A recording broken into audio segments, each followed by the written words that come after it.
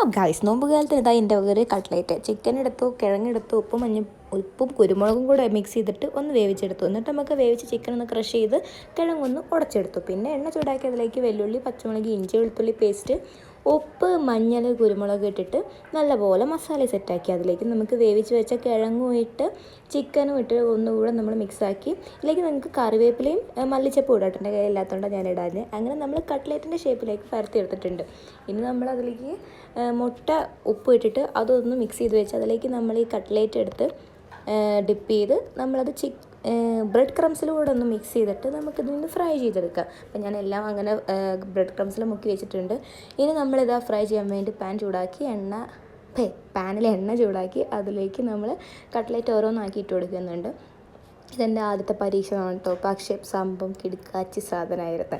അപ്പം എൻ്റെ ടെസ്റ്റർ ഇന്ന് ഉച്ചയ്ക്ക് നൈറ്റ് ഷിഫ്റ്റ് കഴിഞ്ഞ് എത്തിയിട്ടുണ്ടാവും. നിന്നിട്ട് കൊടുത്തപ്പോൾ നിന്നിടം പറഞ്ഞു സൂപ്പർ സെറ്റ് സാധനമാണെന്ന്. ഇനി നമുക്ക് വേറെ